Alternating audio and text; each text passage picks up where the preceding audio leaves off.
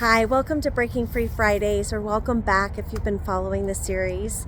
This is Kara. It's so great to have you here. And today I was inspired to talk about the keys to gaining time. And I know this probably sounds ironic and not even possible, because obviously we have 24 hours in a day, and we have a finite amount of time that each of us is working with. But there's a perception that is part of the reality of actually gaining time that's really important and can make such a difference in your experience in life. And so that's one of the things that I really felt drawn to share about.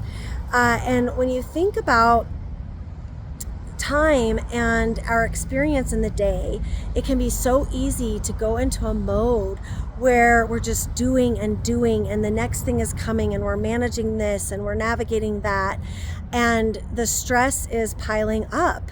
And as we experience life in that kind of a way, it doesn't feel like it's possible to take a pause and take a moment for ourselves so that we can actually experience life from a place of greater presence. But that is actually the most important key to really creating more space and gaining a sense of greater amount of time. And what I'm talking about here, when we are in that energy where it's a lot of chaos and it's that sense of stress, and it's really in a place where our nervous systems are very dysregulated.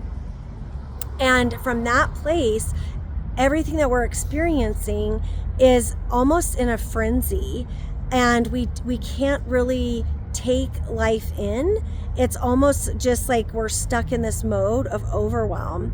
So in gaining time, we can take a step back, and even though it's counter to everything our ego, our primal mind is telling us, if you can push through that discomfort and actually give yourself the gift of taking some conscious breaths, of getting outside and walking for a short while, for really becoming present in your body and feeling more centered, from that place you can gain a sense of space and the ease and the flow in life, and the experience of life and your relationship with time actually shifts.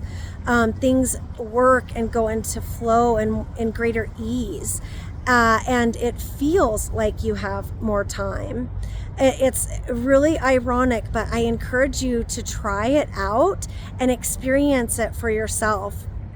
And I was talking to a really good friend today, and he actually was sharing about his experience of this exact thing. He actually made a commitment to start taking a day off during the week, and he found that he actually was more productive in doing that and giving that gift of space and self-care, and really prioritizing caring for himself in the mix of juggling other responsibilities and things in life. And so it's amazing how it works, and the more that you give yourself practice of really taking those self-nurturing moments, and it becomes a lifestyle. So it doesn't have to be like a huge chunk of time every day all at once, where you're flipping a switch into a different habit. It's just the baby steps, little by little, committing and persevering over and over with something that really allows you to come back into that center, connecting with earth, having your spiritual practice, really devoting yourself to that connection with the divine, with God, with the universe, however you resonate with that. So try it out. Let me know what you think. I'd love to hear your comments on what you've experienced and how these tools work for you and your perception and gaining time. Another just quick tip is really getting clear about your priorities. And when we have more space, that is also so much easier to do. When we are in that state of overwhelm and really in that experience where it's more chaotic, it's hard to find that sense of clarity. But giving that space to ourselves and our nervous systems, things just come into focus so much more easily. So, that's another thing I really encourage you to look at as you're doing your inner work and really defining, where are you losing time that you might not even realize. Like, for example, evaluating how much time you get stuck scrolling on your phone. It could be surprising, something that feels like 30 seconds may actually be 15 minutes. And what else could you be doing that's actually more important to you and what you want for your life? So some of these things are just little tips for recognition and reflection of what you want in your life and how you can really bring yourself into focus for that. So I'm wishing you a wonderful next week.